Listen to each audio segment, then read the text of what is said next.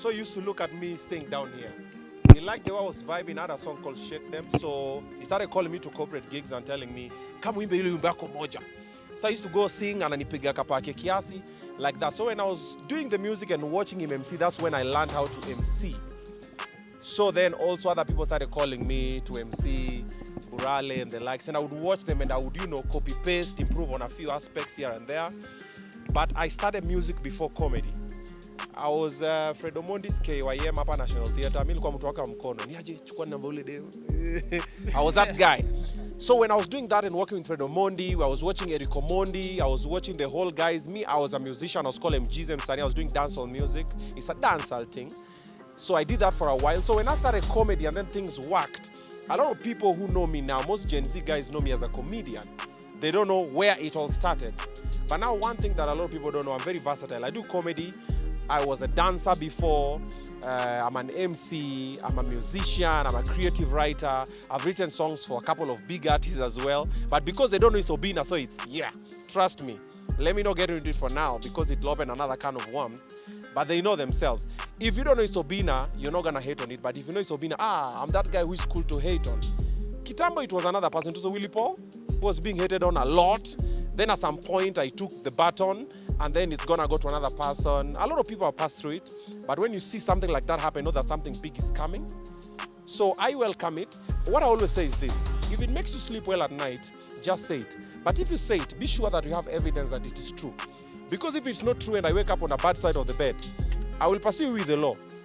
And if I pursue you with the law, things might go south. And also, if you want to say something bad, don't say it to my face, because I have very bad anger issues.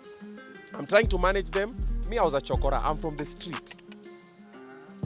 Yeah, there you go. A lot of people who don't know, people at the National Theatre, when National Theatre was National Theatre, when people had freedom of movement, right now we have cessation of movement. You can't take a picture National Theatre. Like this interview, for it to happen was a lot of drama. Like we're now doing it kimauru, tumesema haya wacha tufanye interview kiumane.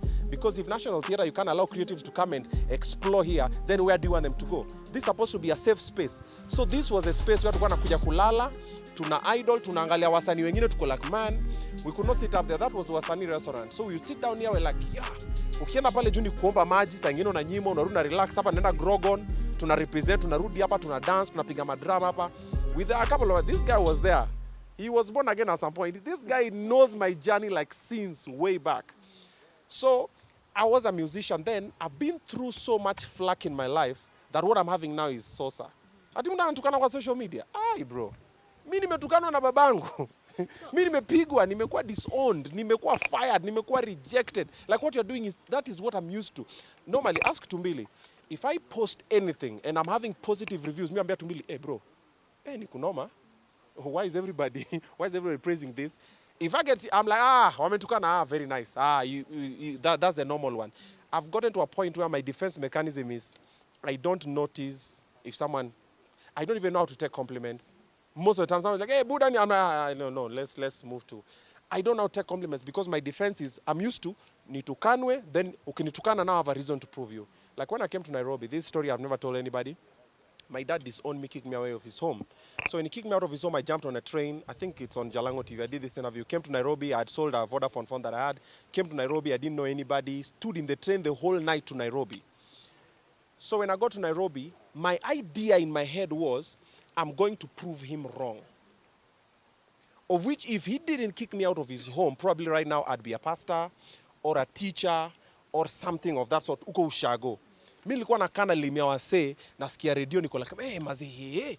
But in high school and primary, I was doing drama, I was doing music. I was the guy who go in front and say, ladies and gentlemen, in front of you is El Hobe Primary School with a dance entitled Omutibo. That was me. I was the only guy with the confidence in the whole school.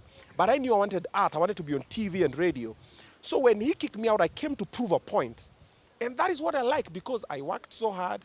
I've done all the odd jobs in Nairobi, trust me. Sidhani kama kuna kazi Nairobi sijafanya.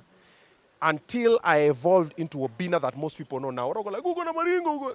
You don't know where I've been. You don't know the things I've put up with, the shit I've handled to be here. This is even a refined version of me. Most guys in the industry, the old guys, like in Nameless, CMB Prezo, Juakali, Major, those guys have seen me grow.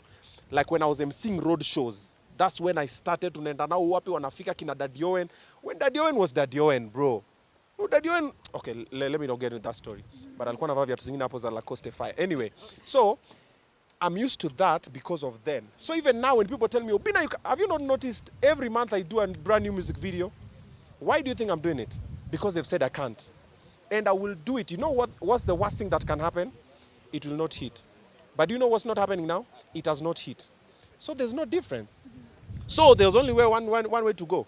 I'll do it, I'll do another one, I'll do another one. One day they'll go, haya basi ndio hiyo tumekubali kusikiza. Because I do fire song, I do a fire video, then I put it on YouTube. It's a matter of time. One day someone will just play my song in Jamaica or in Hollywood. Then guys go, oh my God, we've always knew you had it in you, really? Now, Obinna, my first question is...